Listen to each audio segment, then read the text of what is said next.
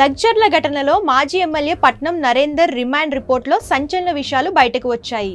అధికారులపై దాడి వెనుక కుట్రకోణం ఉందని పోలీసులు రిమాండ్ రిపోర్ట్లో పేర్కొన్నారు.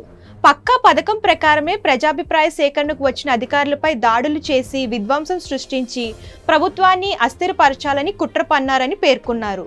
బీఆర్ఎస్ వర్కింగ్ ప్రెసిడెంట్ కేటీఆర్ సహపాఠి ఇతర నేతల ఆదేశాలతో అధికారులపై దాడి వ్యూహం పన్నినట్లు నరేందర్ రెడ్డి నేరం అంగీకరించినట్లు పోలీసులు రిమాండ్ రిపోర్ట్లో వెల్లడించారు. దీంతో పట్నం నరేందర్ రెడ్డి రిమాండ్ రిపోర్ట్లో బీఆర్ఎస్ వర్కింగ్ ప్రెసిడెంట్ కేటీఆర్ పేరును కూడా పోలీసులు చేర్చారు. ప్రభుత్వాన్ని అస్థిరపరిచే కుట్రలో కేటీఆర్ తో పాటు ఇతర ఆదేశాలు కూడా ఉన్నట్లు ప్రాథమిక విచారణలో తేలిందని తెలిపారు. రైతులను ఉద్దేశపూర్వకంగానే రెచ్చగొట్టారని పేర్కొన్నారు. పట్నం నరేందర్ రెడ్డి అనుచరుడు భోగమేని సురేష్ ద్వారా గ్రామస్తులను ప్రభావితం చేసి గ్రామానికి సంబంధం లేని వ్యక్తులకు డబ్బులిచ్చి దాడికి ఉసిగొల్పారని రిమాండ్ రిపోర్ట్ లో వెల్లడించారు. లగ్చర్లలో ఈ నెల 11న ఫామ్ విలేజ్ భూసేకరణపై చర్చించేందుకు వెళ్లిన కలెక్టర్, అదనపు కలెక్టర్ సహా పలువురు అధికారులను చంపినా పర్వాలేదంటూ రైతులకు పట్నం నరేందర్ రెడ్డి చెప్పారని పోలీసులు తెలిపారు.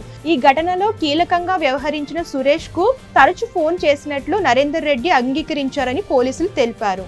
పట్నం నరేందర్ రెడ్డి ఆదేశాల మేరకు దుద్వాల మండలంలోని పలు గ్రామంలోని రైతులను సురేష్ రెచ్చగొట్టినట్లు రిపోర్ట్లో పేర్కొన్నారు. లగ్జర్ల కేసులో తొలుత A1 గా భోగమేని సురేష్ ను పేర్కొన్న పోలీసులు విచారణ అనంతరం మాజీ ఎమ్మెల్యే పట్నం నరేందర్ రెడ్డిని ప్రధాన నిందితుడిగా గుర్తించారు.